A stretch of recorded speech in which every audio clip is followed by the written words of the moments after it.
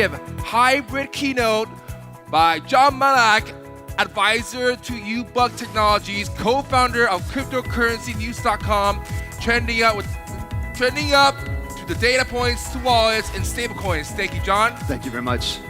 Testing 1 2 1 2. Ladies and gentlemen, I'm John Malak. I'm from Vancouver, Canada. All right, awesome. And it's my honor with you as my distinguished audience to present to you a thermometer.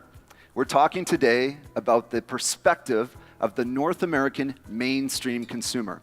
We're not talking about the kind of person that comes to a conference like this. We're talking about the people that follow all sectors of the news. They're aware of what blockchain is. They're aware of what cryptocurrency is, but they need to learn more. Now, why can I speak to you about the North American perspective of a mainstream consumer? Well, I'm part of two interesting projects that give me an interesting vantage point. On one side, I co-founded a website called cryptocurrencynews.com. We cater to mainstream consumers who have a curiosity about this sector. They read articles that we share on social platforms as well as mainstream news sites. But more importantly, I'm fortunate enough to be the CEO of a programmatic ad exchange called nativeads.com. Now, if you look at this diagram, a programmatic ad exchange is that little orange circle that sits in the middle of all the action. Think of it as an airport for web traffic. On one side of the coin, you've got the consumers who read the content, you've got the content producers who create the content, and on the other side of the coin, you have the advertisers who sponsor the content. And right in the middle of that is a little piece of code called a pixel. Every time you read a page of the internet, these little pixels are loading and they are capturing data about you. So what kind of data do I capture when you're reading a web page?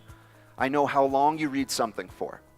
I know why you clicked on the article in the first place. What are the terms in the headline that made you curious? I know how far you go down the page, but most importantly, I know what you do after. I know if you buy something, I know if you click on another article that's similar, or if you simply go back to a social platform. Now, to give you some context, this is the scale of data I'm collecting every day. 15 billion articles load in my ad exchange, and we collect data about what is going on. Who are the advertisers people are interested in buying from? What are the articles that people are reading? And how engaged are they? And based on this data, we follow all kinds of terms, keywords, and topics, all the sentiment, to get an understanding of what is trending every year. And when you look at the last 10 years, there's been some topics that have survived, and there's been many topics that have come and gone. But today we're going to talk about what is trending up now. So you can probably guess by the title of my talk, I'm focusing on two topics. One is the stablecoins. The other one is crypto wallets. These are trending up majorly. Take a look at this data. Against December, just in January alone, there was an 841% increase in the amount of time that people spent reading about stablecoins. The number of articles as well. There's a 128% increase in the crypto wallets. Now, this is nothing new, but people are reading about it more than they ever have. This trend perpetuated into February, not at the same dramatic level, but when you compound this data against December, this is a very positive indicator that our sector is growing in interest and the mainstream consumer is growing in curiosity. So that begs the question, why? Well, to tell you about North American consumers, one of the things that they all share in common is they need a catalytic event. They need a household name to make a move, to pique their curiosity and get them to pay attention. So when it comes to the stable coin, we've probably heard this a couple hundred times at this conference, but when an institution like JP Morgan launches a coin, everybody starts to pay attention. All the marketers had a sigh of relief when that happened. And here are the topics that people are paying attention to now. The mainstream consumers are looking into trading again. Why? Because if they experience gains trading altcoins or major coins, they now have another option to exit. They can trade for a stable coin and get away from some of that volatility. This is something that's exciting them. Also, if they've been experiencing losses and they want to stop the bleeding, this is another exit path for them. So this is creating some really interesting dynamics online when people are reading about this. When it comes to transfers and payments, it's a very similar dynamic. If I'm transferring funds from myself to another person, I want to know that those funds are going to be the same when they get to that person. They're not going up or down. And if I'm paying for something, it definitely simplifies the process if that store of value is not experiencing the volatility. So stable coins are really interesting to people for those reasons. And we also have some new providers coming into the space that are providing liquidity back to fiat, giving people that opportunity to close the loop, which is so important when we talk about the future of crypto and blockchain. Now, when we shift gears to talk about why are cryptocurrency wallets becoming popular again, if there's someone here from Samsung, I'd like to shake your hand and say thank you. You've really done a great job to restore confidence. With them putting a native wallet on all the S10 devices, this is really getting people talking again. And what are they talking about?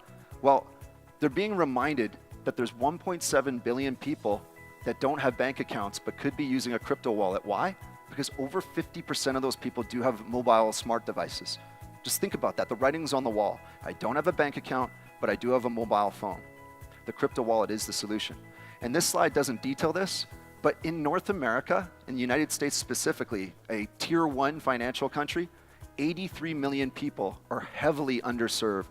They don't have access to all the mainstream financial services. So they're going to be paying attention as well. Also, one of the speakers earlier was talking about millennials and how important they are in driving the economy. Well, take a look at what they think about credit cards.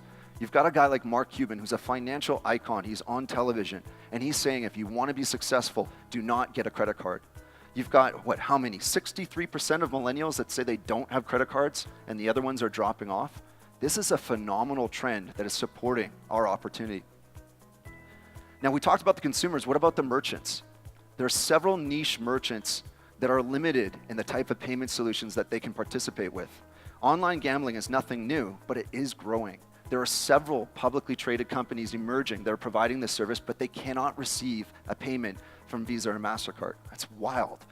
And it's a sensitive topic when I'm in Hong Kong, but back in Canada, marijuana is legal since October 14th nationwide.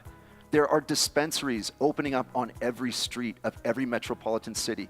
And the United States is following at a rapid pace. Other countries are following at a rapid pace. But guess what? When you walk into one of these establishments to buy the product, the clerk will point you over to an ATM machine and say, please take out some cash.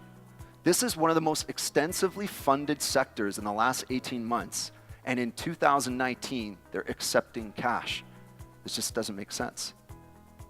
Also, when you look at esports, this is one of the most emerging sectors of the market. If you don't know this, in North America, esports is on trajectory to command more advertising revenue than television and radio combined. In my province, British Columbia, our university is awarding scholarships to kids who can play video games.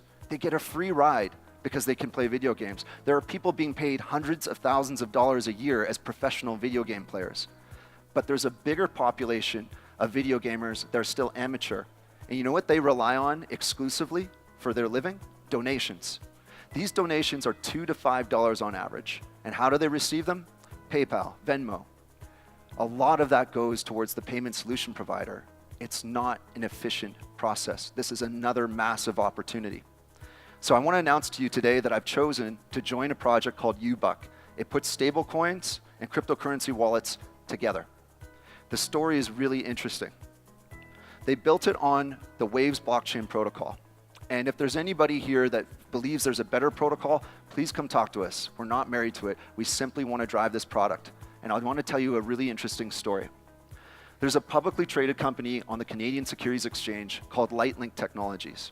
They invented a product called OneShift, which is disrupting the logistics industry. It is replacing archaic logistics software with brand new software on blockchain to eliminate the deficiencies.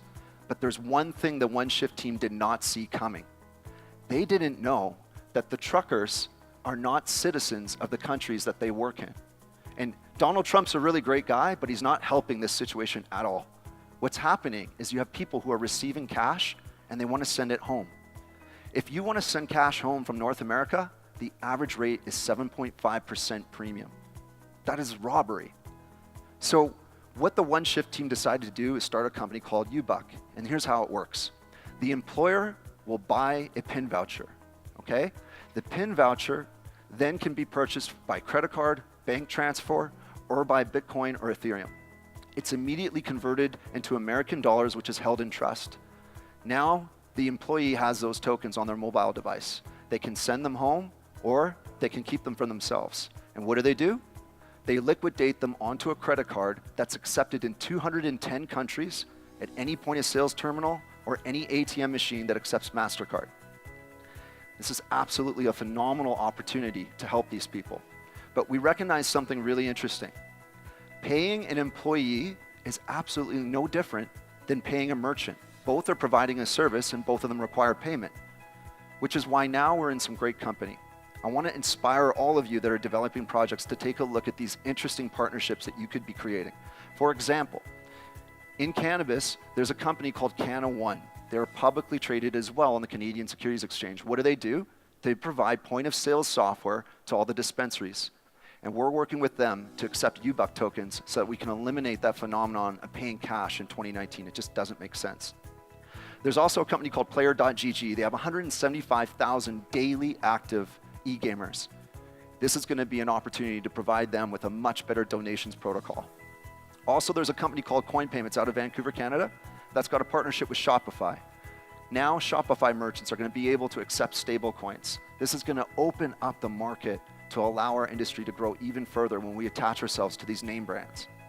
And we're extremely excited, last but not least, there's an up-and-coming exchange called the Neodex Exchange. They're the first exchange to put their hand up and say, we'd like to provide our traders with liquidity. We're going to be doing that for them.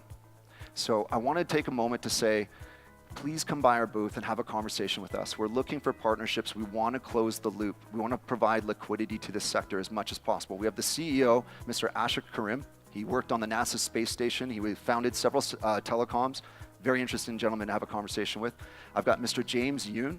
He used to be the former president of the Cayman National Bank. He set up our banking infrastructure. Happy to answer any questions if you're trying to establish banking protocol. And we have Mr. Greg Bauer. He was the CEO of an American publicly traded company called Gopher Protocol, which has been providing payment solutions. He's got 30 years of experience.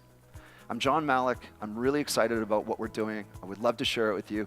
I hope this was a valuable discussion for yourselves, and let's get it going in 2019. Thank you so much. Thank you, John. Thank you, John. Thank you. This wonderful